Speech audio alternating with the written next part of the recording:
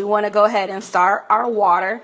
I put a little bit of coconut oil in there and some salt to kind of help with the boiling process. And we are using linguine noodles today. So water is going right now. Now, in order to make our sesame seed sauce, we have quite a few different ingredients that we need to use.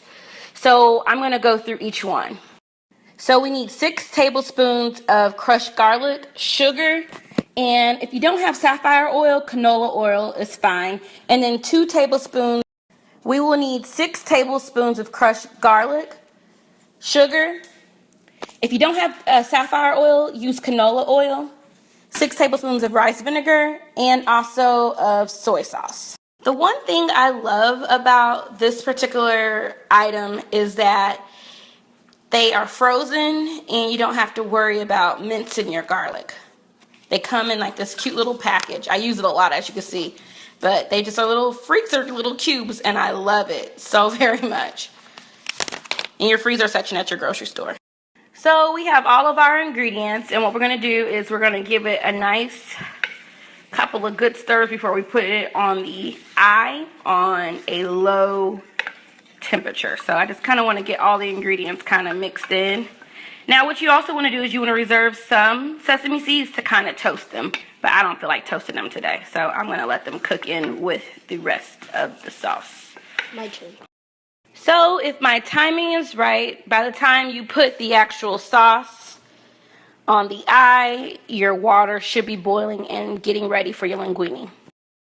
So we're just cooking it very slow, stirring it every so often just to make sure the sugar does not burn within it.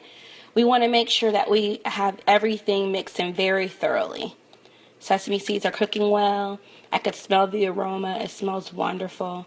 It's still like a little brown tinge right now, but so we're doing really good.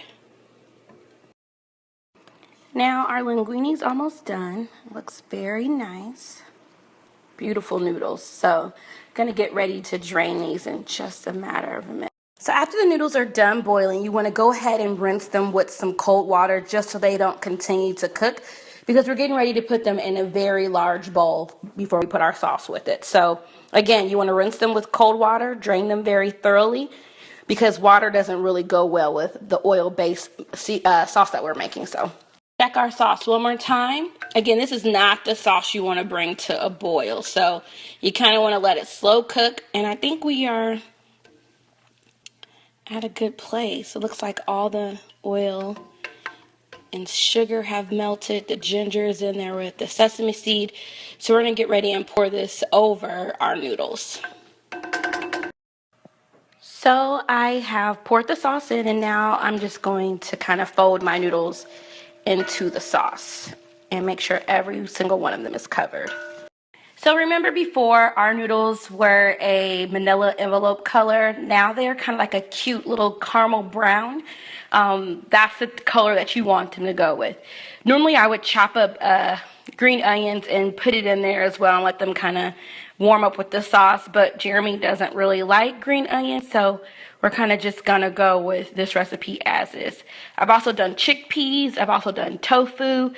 You can also add shrimp, whatever your liking is.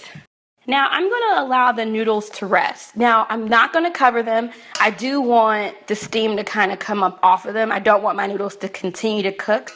But the one thing that makes these spicy noodles is sriracha. So if you like hot, spicy things, the sriracha spice, as you just kind of drizzle it over the top of it, really kicks up the heat, really makes these hot, and actually really makes for a really good Asian-inspired meal.